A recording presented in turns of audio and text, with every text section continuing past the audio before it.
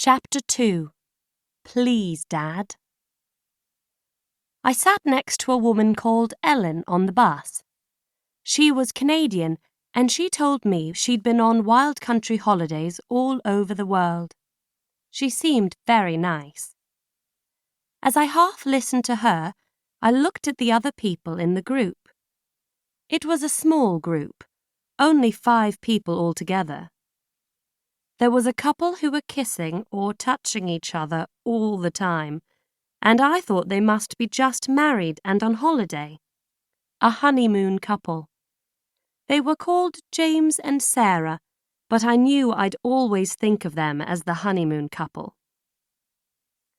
There was also a white-haired man of about 60 and a very beautiful Scandinavian woman of about 18 with long blonde hair. Astrid, she was called. She'd smiled when we were introduced, but now she was looking out of the window. I thought she looked sad. The man with the white hair was called David, and he had a walking stick. Grant was talking to him about the mountains.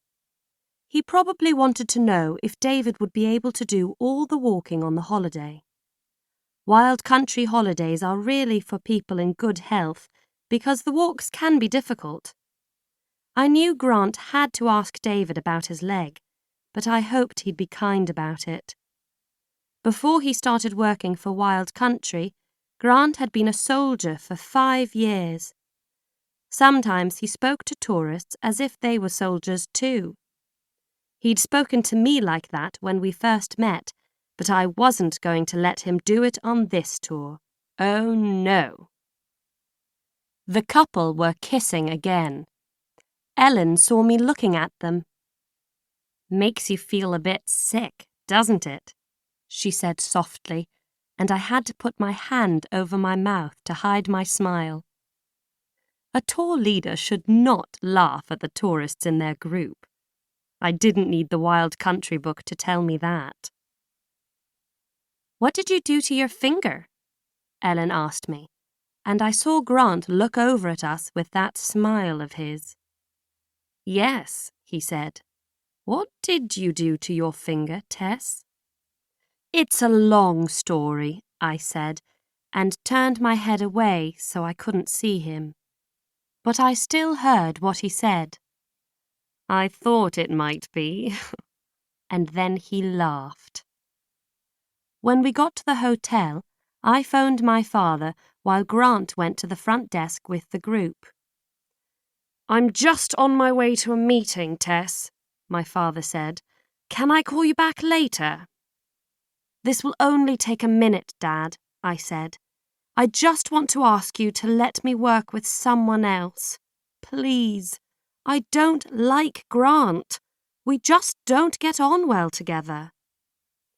When he spoke, Dad sounded a bit impatient. "Oh, Tess," he said, "Grant's a good man, and he's very good at his job. You'll learn a lot from him." "Listen, Dad," I started to say, but it was no good. "Come on, Tess," he said. "You'll be okay. After all, when you take over the company, you're going to have to get on with everyone, aren't you? Now, I must go. My meeting's about to start. Love you." And he was gone. As I went to join Grant and the group, everyone looked at me. I felt as if they knew what I'd been talking to my father about. "Okay, Tess?" Grant asked me, and I smiled as nicely as I could. "Yes, thank you, Grant," I said. "Good," he said, and then turned to the group. "Right, you can go up to your rooms for a bit, and we'll meet back down here at 12 o'clock. I'll tell you something about the tour, and then the rest of the day is free for you to do what you like. Okay?" After they'd all gone off to their rooms, Grant and I were left alone. "I can help you tell them about the tour, if you like," I offered. Grant looked at me. "I didn't think you'd been here before," he said. I haven't led a tour here, I said, but I have been on holiday here. I know the area quite well. Grant smiled. Well, I think I must know the area a little bit better than you, Tess. I've been leading tours here for over a year now.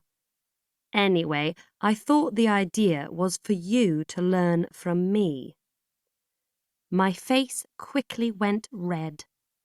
It was clear that Grant thought it was very funny that my father had sent me to learn from him. I don't need to learn how to speak to a group, I told him.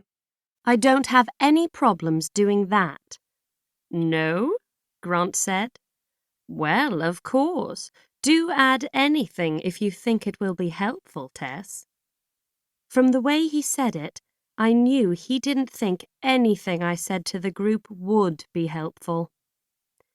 See you back here in an hour. Grant turned to leave, then looked back. Oh, and Tess, if you do leave the hotel, please don't get lost. He was laughing as he walked away. As for me, that smoke was starting to come out of the top of my head again. I knew it was.